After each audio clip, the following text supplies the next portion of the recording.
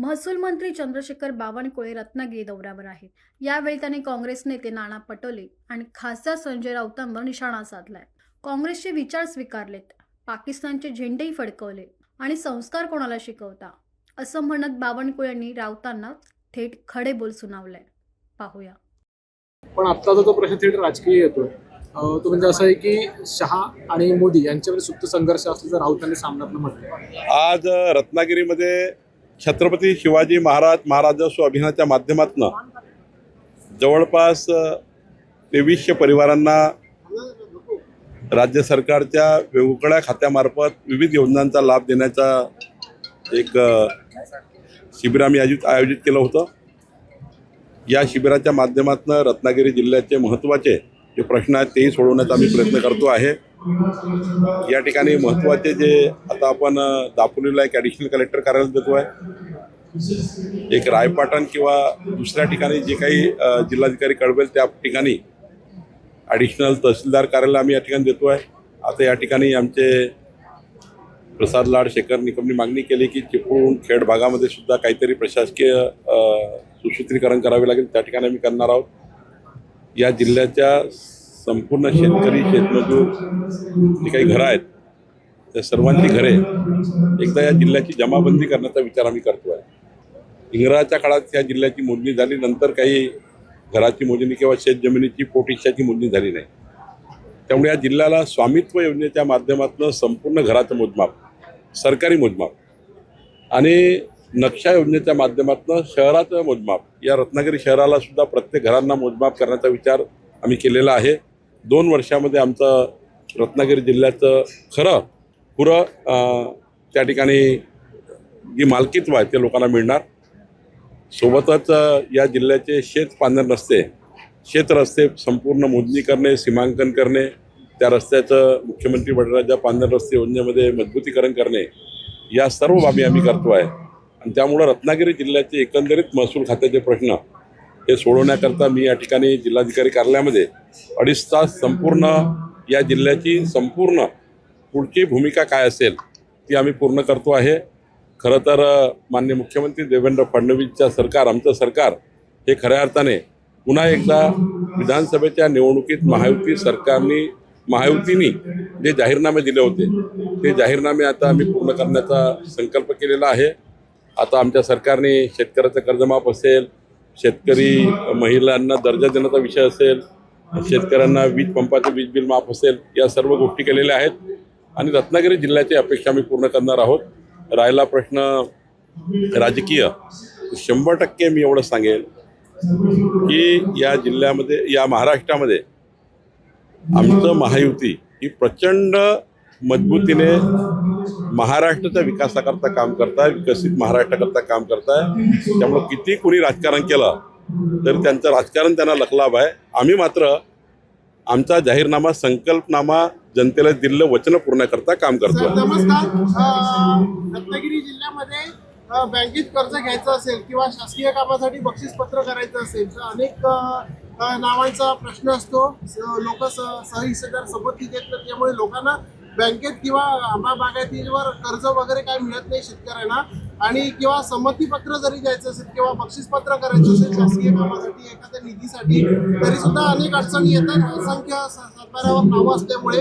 तर तो प्रश्न आपण कसा सोडवणार? नाही, खऱ्या अर्थाने पोट हिस्सा मोजणी झाली नाहीये। ज्या दिवशी पोट हिस्साची मोजणी सातबारावर येईल, भाऊकीमध्ये किती कोणाचा हिस्सा आहे तर सीमांकन झालं नाही। त्यामुळं या ठिकाणी हा या राज्याचा हा महत्त्वाचा इश्यू आहे।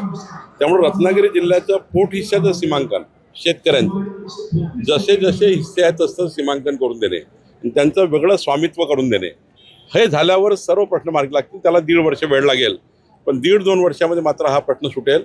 मग काही एकामेकाला कोणी आडवं येणार। पण साहेब, तात्पुरत्या स्वरूपात पूर्वी हमीपत्रावर बँकेतून कर्ज दिलं जायचं, मात्र आता हमीपत्राची सुद्धा अट रद्द नाही, मी तो प्रश्न बँकेने 100% शेतकऱ्यांना कर्ज दिलं पाहिजे याकरता कुठली अट नाही आहे।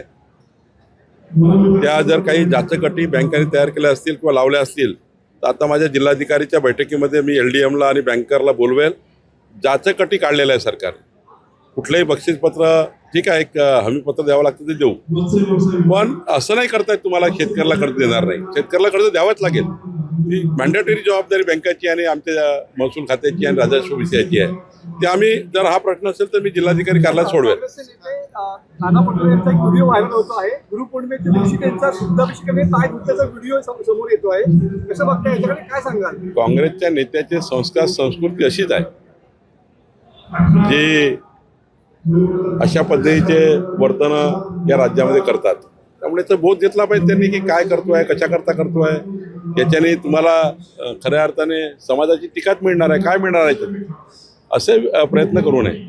तर संजय राऊतांनी एक ट्विट केलेलं आहे. त्याचं म्हटलेलं आहे की अमित शहा यांच्या दौऱ्यामध्ये हिंदू सम्राट बाळासाहेब ठाकरे आणि अनंत दिघे या दोघांचे फोटो होर्डिंगवरनं गायब होते, खरा चेहरा दिसला असं त्यांनी काल ट्विट केलेलं आहे. असं आहे की हिंदू हृदय सम्राट बाळासाहेब ठाकरेजी आणि अनंत दिघेजी यांचे फोटो आमच्या सर्वांच्या हृदयाच्या रक्ताच्या वाहिनीमध्ये आहे. त्यामुळं इथं फोटो लावला नाही, तिथं फोटो लावला नाही. यापेक्षा त्यांनी समजलं पाहिजे, संजय राऊत आणि टीमनी, की त्यांनी तर विचारच सोडून दिले. हिंदू हृदय सम्राट बाळासाहेब ठाकरेंचे विचार कुणी सोडले? काँग्रेसच्या दावणीला शिवसेना कुणी मांडली? काही काँग्रेसचे विचार हिंदू हृदय सम्राट बाळासाहेब ठाकरेजींना मान्य होते? त्यांनी असं म्हटलं होतं, जर ज्या दिवशी मला काँग्रेसच्या दावणीला जावं लागेल त्या दिवशी मी पक्ष विसर्जित करून टाकू, हे भूमिका घेतली होती. तुम्ही काय केलं आहे?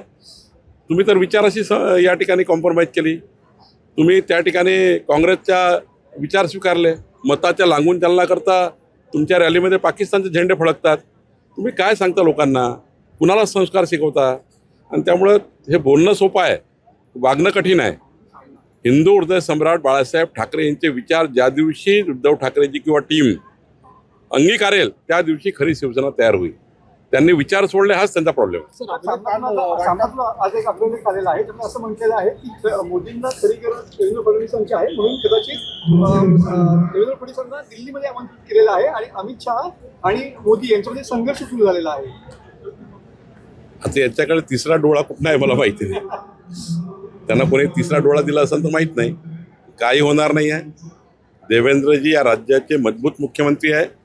विकसित महाराष्ट्राचा संकल्प देवेंद्रही पूर्ण करू शकतात. त्यामुळं अशा वावड्यांना, अशा बोलण्याला काही अर्थ नाही. सर, दिग्गजांची जी भेट झाली आहे सर, आता म्हणजे शिरसाटांनी जी भेट घेतली त्याच्यावरती आता प्रवीण दरेकरांनी नाराजी व्यक्त केली. ते म्हणाले की हे वितुष्ट निर्माण करण्याचा प्रयत्न. खरं तर एकनाथ शिंदेजींनी अशा लोकांवर कडक कारवाई केली पाहिजे.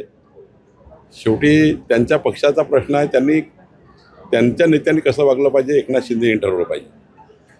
एकनाथ शिंदेजी यांनी काल मला वाटतं काहीतरी त्यावर चर्चा केली आहे. पण मला वाटतं की महायुतीमध्ये काम करताना अशा प्रकारचे वर्तन काही योग्य नाही आहे. मी कोणाला सल्ला देणार नाही, पण मला असं वाटतं की एकनाथ शिंदेजी याची दखल घेतील. सर, महसूल सेवक संदर्भातला एक प्रश्न आहे. हां,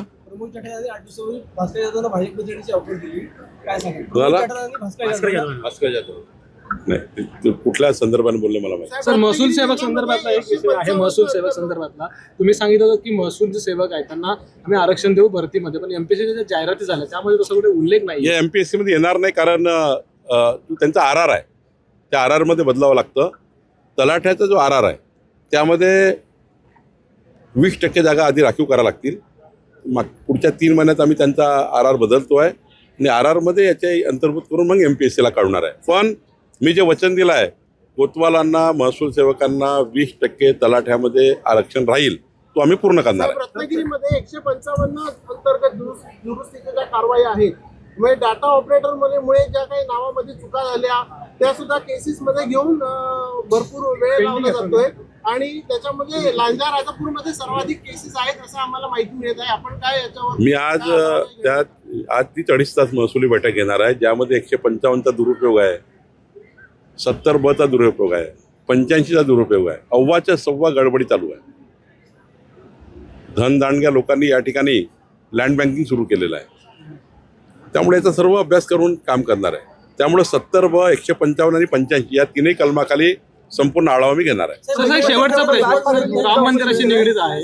राज ठाकरेंची जी काल विद्यार्थी सेनेचा मेळावा त्यामध्ये असं म्हणाले की 1400 कोटी रुपये राम मंदिरातून चोरले जातात, त्यावरती भाजप काही बोलत नाहीये आणि सिद्धिविनायक जे मंदिर आहे तिथून देखील साधारणपणे 18 कोटीची जी वर्षाचा ऑफर आहे त्या संदर्भातलं पत्र विश्वासाने एकनाथ शिंदेने लिहिलंय आणि हा आकडा मागच्या किती वर्षामध्ये अनेक कोटींमध्ये जाईल, त्यावर तुमची कमेंट काय असेल? त्यांनी मी एकच सांगेल की शेवटी हा उघड कोणी आणलाय? आम्हीच उघड आणलेला आहे. या ठिकाणी मोठ्या प्रमाणावर कारवाई आम्हीच करतोय. नुसतं तोंडाने बोलून काय होणार नाही. आमचं सरकार त्या ठिकाणी उत्तर प्रदेशमध्ये काम करत आहे, इथे महाराष्ट्रात आमचं सरकार काम करत आहे. त्यांनी विधायक सूचना दिल्या पाहिजे का दिल्या पाहिजे? राजसाहेबांचा आमची धन्यवाद व्यक्त करू. त्यांनी सांगितलं सिद्धिविनायकला हे झालं ते झालं. त्यांच्या सूचनाचा नक्की आम्ही विचार सरकार करेल. पण सरकारने काय केलं आहे? सरकारने त्या ठिकाणी बदमाशी केली आहे. सरकारनेच त्या ठिकाणी सिद्धिविनायकाचे पैसे काढलेले आहेत. मग मागच्या काळामध्ये उद्धवजी मुख्यमंत्री असताना त्यांच्या पक्षाचा जेव्हा सिद्धिविनायकला अध्यक्ष होता तेव्हा जेव्हा भ्रष्टाचार झाला मग उद्धवजींनी केला का? सिद्धिविनायक मंदिरामध्ये उद्धव ठाकरेचे अध्यक्ष असताना तिथे भ्रष्टाचार झाला, तिथे पैसे गाढ झाले, तर आम्ही हे म्हणायचं का उद्धवजींनी केले? सरकारलाच त्या ठिकाणी इन्व्हॉल्व करणे योग्य नाही. हां, ते चौकशी झाली पाहिजे का? दोषीला कारवाई केली पाहिजे का? त्याला जेलमध्ये टाकलं पाहिजे का? सारं केलं पाहिजे. अयोध्येचं मंदिर असो की सिद्धिविनायक असो ते आम्ही करू. पण सरकारलाच त्या ठिकाणी प्रत्येक गोष्ट सरकार. उद्या तलाठ्याने काही कमी जास्त केलं तर मंत्री राजीनामा द्या. उद्या कोणी सिस्टीममधले कोणी काही गडबड केलं का मंत्री राजीनामा द्या. सिस्टीममध्ये गडबड झाली तर ती सुधारण्याची जबाबदारी आमची आहे. तलाठ्याने चूक केली तर त्याची माझी जबाबदारी आहे. पण मंत्र्यांनीच राजीनामा दिला पाहिजे. सरकारच दोषी आहे सिद्धिविनायकाकरता. मग उद्धवजी दोषी असतील तेव्हा मुख्यमंत्री असताना. असं करू नका. या महाराष्ट्राच्या संस्कार संस्कृती सर्वांनी जपली पाहिजे. ती आमची जबाबदारी त्यांची आहे आणि या महाराष्ट्राला योग्य वळण दिलं पाहिजे. महाराष्ट्राच्या युवकांना असंतोषाकडे नेऊ नका. त्यांना या ठिकाणी विकसित महाराष्ट्राकडे न्या एवढीच विनंती माझी राहणार.